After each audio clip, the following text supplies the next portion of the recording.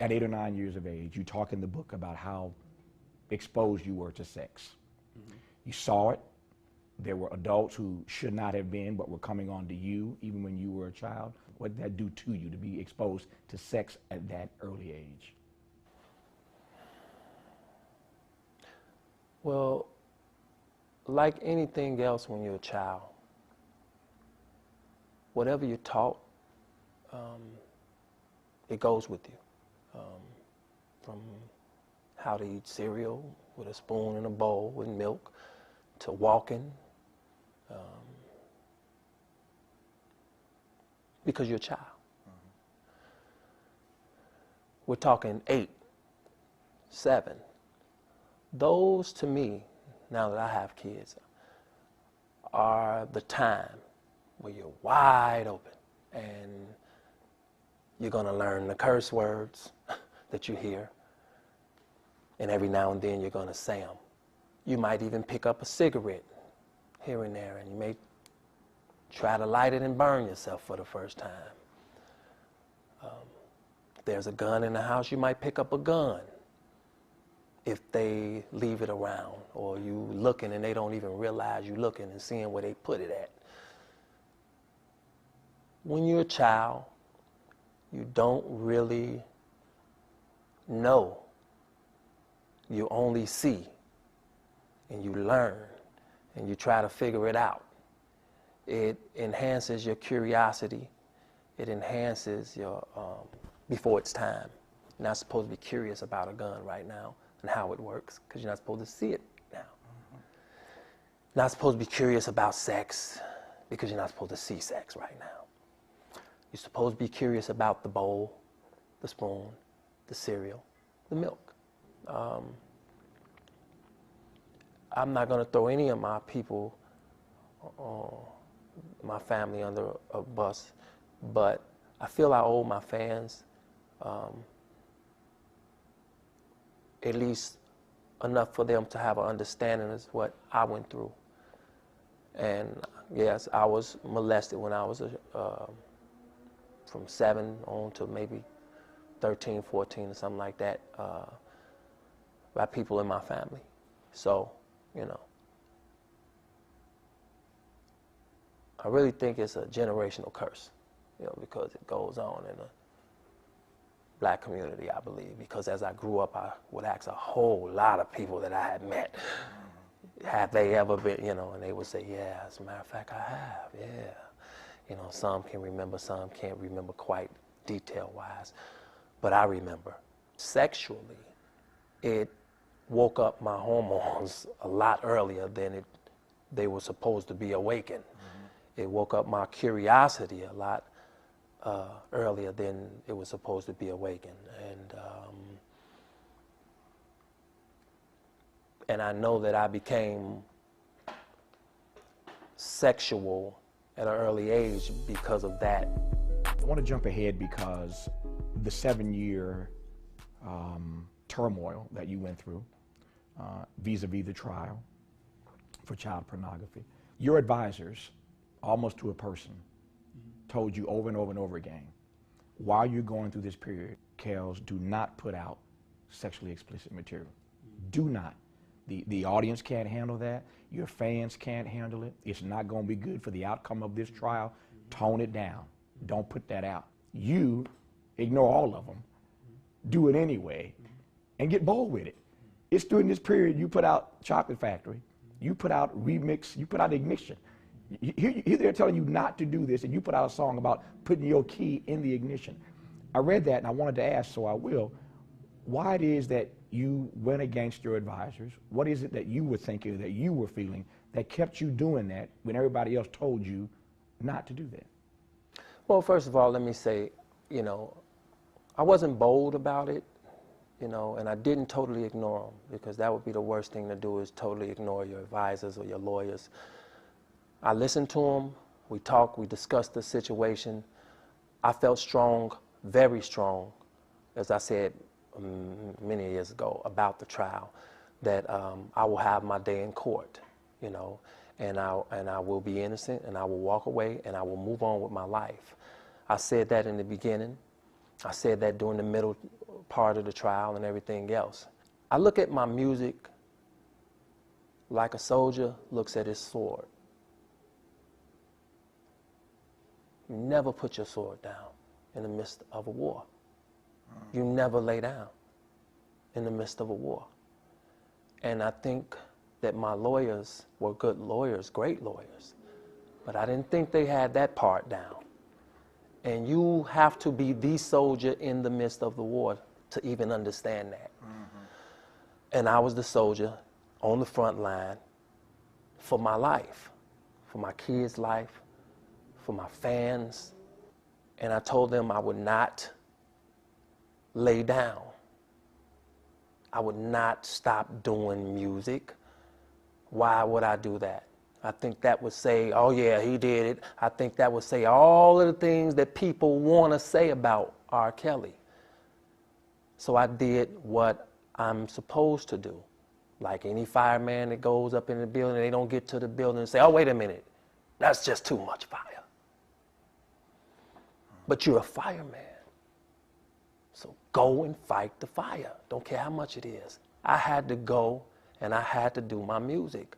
I'm not going to change my lyric. I'm not going to change my name. I'm not going to do any of that. I'm going to do my music. And that's what I did. And that's what I told the company, even though they continued to say, no, don't do it. But the minute Ignition came out, which was the first song I did, it blew up. And all of a sudden, the company's calling me. Everybody's calling me, come do an album cover shoot. We got to get the rest of this album done. We got to go there. We got to bring your clothes. We're going to have a, well, I ain't got no doggone makeup person. Yeah. You got some makeup, bring your own makeup. We'll do it. I mean, it just got crazy. So I did what I felt was right for myself.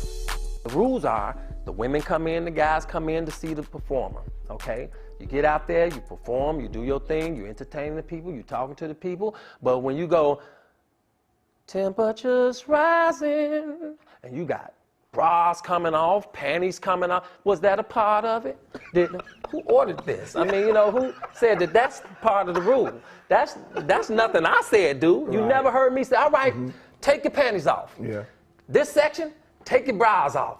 You know, and it's like, how do you do R&B? How do you do these songs? How do you sing these sexual songs that, you know, people can go and listen and make babies to and be married to and not have all of these women come at you? All of this stuff come at you. You know, it comes at you. It comes with that whole territory. There's so many parts of the book that are just absolutely arresting. You and David Rich do such a good job bringing your life to life that you can feel like you're in the room with Kells at certain moments. When you walk into that room and your mother is dying of cancer in the hospital, I felt like I was next to your mom, Joanne Kelly, in that bed. And there's another part of the book that I felt the same way. The way you describe what it felt like when Michael Jackson walked into the chocolate factory to do You Are Not Alone. What did that moment mean to you when he is coming to you to record a song? Yeah. Michael Jackson, he did something to you when he came in here. Yeah, he did something to us all. I mean, you know, but to meet him in person is, it's definitely for someone like me who followed him all my life, and then I happen to be musical. I used to think Michael Jackson was a cartoon. I used to think that he didn't really exist. He didn't, you know, he didn't eat. He didn't, you know, he's just a cartoon. And that's what I thought up until the day I actually laid eyes on him personally, person to person, man to man, right there. He gets up, I'm in the studio, I'm sitting there, I'm like, okay, Rob, stay calm. I'm doing my whole producer swag. He comes in, my chair stops, okay. He comes in with the whole mask. He looks around the place. And I promise you, he came right up to me and he hugged me so tight. Like this, like, and it was more than about the song. It was more than about You Are Not Alone. It wasn't about You Are Not Alone when he hugged me. He hugged me with such a humility and a mutual respect for the gift. That's what the hug was about. It wasn't about You Are Not Alone. And I knew that. Why? Because I've been blessed with a gift as well. And when you're blessed with a gift, and it goes to so much, so it goes to, I don't want to say this to sound like I am Michael, but when you have a gift and someone else has a gift and it's rare, and those two entities, those two powers meet in one room, there is going to be some kind of spiritual, mutual, powerful respect. Absolutely. And when he hugged me and embraced me, it was for like 4 to 5 seconds. And for Michael and me to hug, 2 men then hug for 5 seconds, that's a long time. So and it was a real mama hug. It wasn't a fame or artist or celebrity hug. It was a mama hug, well, not a father hug. It was a mama hug. I knew this was going to make history. I knew this was going to be great. I knew the humility, he brought the humility with him. He didn't bring Michael Jackson in the room. You know, he brought innocence, he brought the humility, and it was powerful, man. And then I had to go in the bathroom. I fell out. I had to pull myself together because I got things that I got to get together in myself because I just met Michael. That's the celebrity part. Right. That's the Michael Jackson I never met, thought was a cartoon part, you know. So once I got myself together, I came out, got in the studio with him. We, you know, offered him some Chinese food, you know, and it was amazing because people across the street in the other hotels hanging all out the window, and I'm like, who told them Michael Jackson would be here, you know? But Michael Cole with it, boy. He probably, he probably sent some people ahead. I want everyone to know that I'm going to be there. I mean, everybody was hanging out the hotel room. It was ridiculous, man. You say in the book, I want to move on because some other artists. You say in the book, right quick though, that the thing that meant the most to you that day, beyond the hug, is when Michael said to you, in answer to your question, what he thought of the song, did he want to change anything? He said to you, you got me perfectly. Yeah. I don't need to change anything about the song. Yeah, he's like, it's so funny. You sound just like me. I don't need to change anything. I'm going to do it just like this. Just like this. I was like, wow. I was like, okay. Because I did. I put a lot of time into, I had all of his music, posters, everything up. I had Moonwalker playing on the video screen, and I would just go for the song. As I look at Mike, I would sing what I thought he would sing. You know, I was just mimicking what I thought he would say on the lyrics and everything. And then when he asked me, is there any way that you can come in here and sing the backgrounds with me? I was like, sure, yeah, of course. Why? Yeah, I'll be in there in a minute, you know. And I walked out and I got between the wall that he couldn't see, and I was like, God, damn, I'm finna mess up. I thought I was gonna go in there just like a little girl, man, and just mess it up. But we standing there, and you are not alone. I am here with you. And all I got to do, really, I'm telling myself, sing what you sang on the demo, you idiot. And you can't go wrong because you're sounding like Michael on it anyway. So I'm doing that. He's here, right here, at the same mic. We both got on headphones. And I'm going, you are not alone. He'll look over at me. I'll be like, I am here with you.